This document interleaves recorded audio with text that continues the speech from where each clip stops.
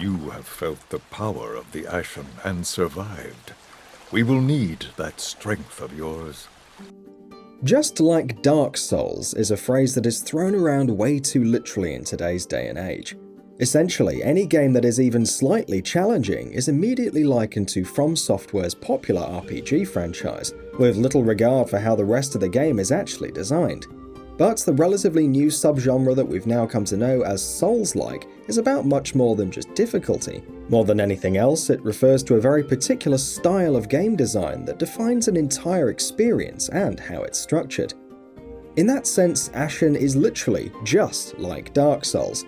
There have been countless Souls-like games over the past decade or so, but Ashen is perhaps one of the purest and most polished experiences of its kind that isn't actually Dark Souls. It wears its influences proudly and flaunts them unabashedly.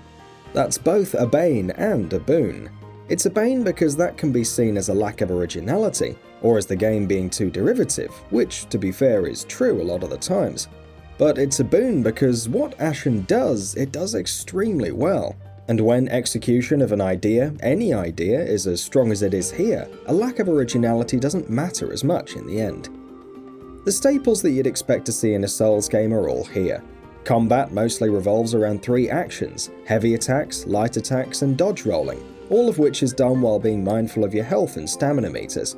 In place of bonfires, Ashen has ritual stones that serve as your checkpoints and fast travel locations. Instead of souls, you gain scoria, which you use to level up your character. When you die, and you will die, you lose all your scoria, and have to go to the place where you died to retrieve it. These are all mechanics that a large number of people have become very familiar with by now, and thanks to excellent execution, they work just as well in Ashen as you'd expect them to. Combat is tense and challenging, but never unfair. Enemies hit hard, and in larger numbers can easily put you down, but learning their attack patterns and figuring out how they telegraph their moves is a fun exercise.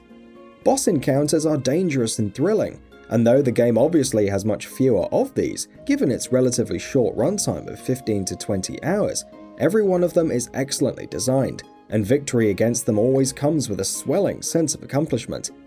Dungeons often hold choke points and corners that hide enemies that jump out at you to deal massive damage, and figuring out bit by bit how to advance through such areas is familiar yet gratifying.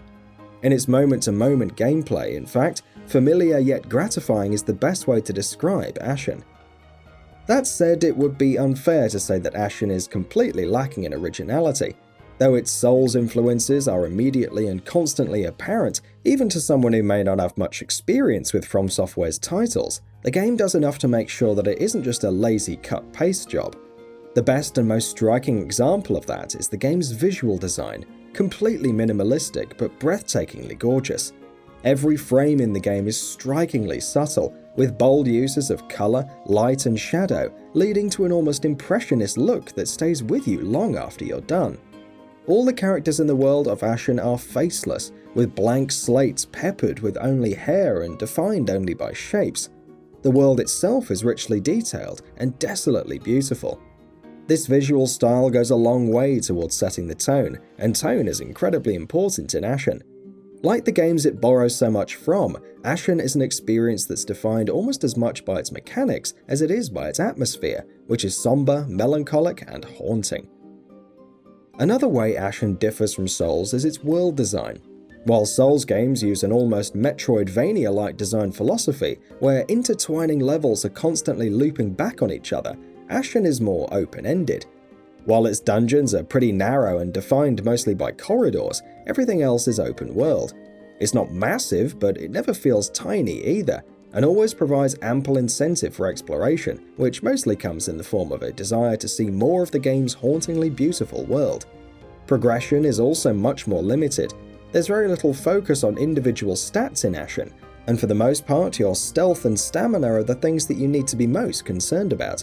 But given that this is a tighter, narrower experience of much smaller scale, that actually works in its favour. As such, Ashen strikes the perfect balance between being attractive to veterans of the genre thanks to its immaculate execution, but also being welcoming to newcomers, since there isn't quite as much here to overwhelm someone who might be unfamiliar with Souls-like games. Progression in Ashen comes in other forms, However, most prominently, a location called Vagrants Rest, which is essentially your home base. As you work your way through the game to restore light to the world, Vagrants Rest continues to grow. NPCs become residents in your town and start building huts and houses for themselves. As you progress more, those structures start to grow in number, and the village slowly grows beyond a collection of huts and morphs into a proper community. Traders and vendors set up shop, which, as you can imagine, is something that comes in very handy to you as the player, especially as the upgrades these shops offer become more and more useful. Watching Vagrants Rest grow throughout the game is incredibly satisfying, and the fact that it's populated by NPCs that are interesting characters in their own rights makes returning to the location again and again much more attractive. These NPCs usually also have quests of their own to offer, which for the most part are enjoyable incursions into even more beautiful parts of the world.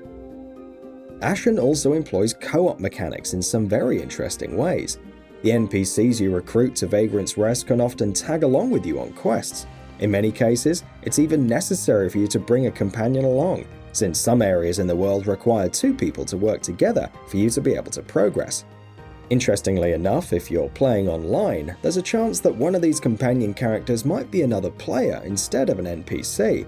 There's no voice chat though, and the game itself does nothing to let you know whether your companion is another player or an NPC, so it falls to you to judge that based on how they act in the world and during exploration or combat.